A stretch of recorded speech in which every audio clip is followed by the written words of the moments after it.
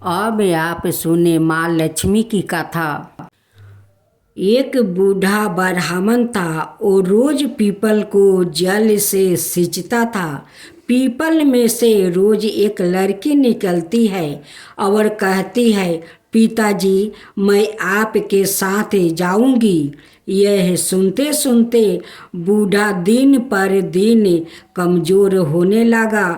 तो ब्राह्मणी ने पूछा कि क्या बात है। ब्राह्मण बोला कि पीपल से एक लड़की निकलती है और कहती है कि वो भी मेरे साथ चलेगी। ब्राह्मणी बोली कि कल ले आना उस लड़की को। जहाँ 6 लड़कियाँ पहले से ही हमारे घर में है, वो 7वीं लड़की और सही।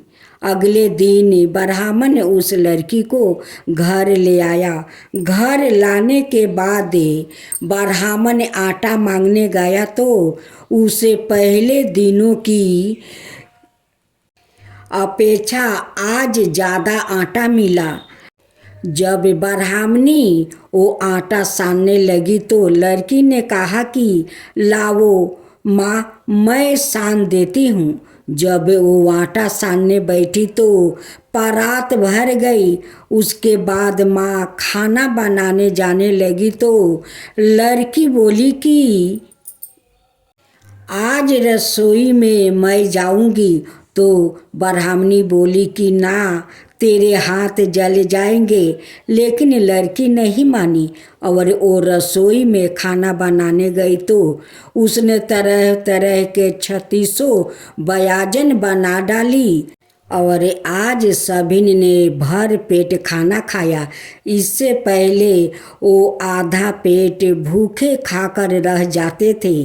रात हुई तो ब्राह्मणी का भाई आया और कहने लगा कि दीदी मैं तो खाना खाऊंगा।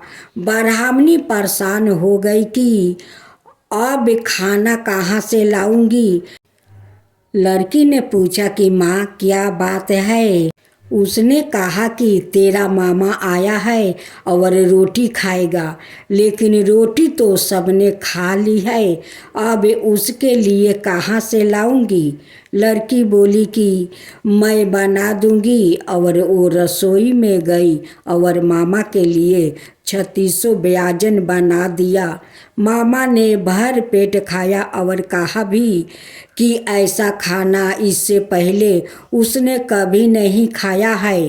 ब्राह्मणी ने कहा कि भाई तेरी पौनी भाजी है, उसी ने बनाया है। शाम हुई तो लड़की बोली कि माँ चौका लगा के दिया जला देना, कोठे में मैं सोऊंगी। ब्राह्मणी बोली कि ना बेटी, तू डर जाएगी। लेकिन वो बोली कि ना, मैं ना डरूंगी, मैं अंदर कोठे में ही सोऊंगी। चाहे कोठे में ही जाकर वो सो गई।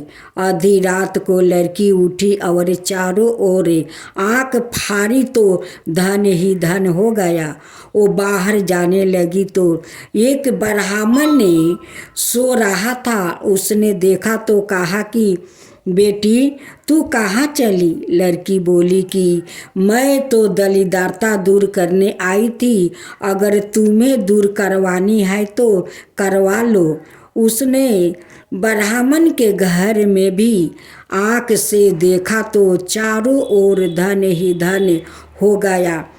सुबह सवेरे सब उठे तो लड़की को ना पाकर ढूंढने लगे कि पौनी बेटी कहाँ चली गई। ब्राह्मण बोला कि वो तो लक्ष्मी माता थी, जो तुम्हारे साथ मेरी दरिद्रता भी दूर कर गई। हे लक्ष्मी माता, जैसे आपने उनकी दरिद्रता दूर की, वैसे ही सबकी करना।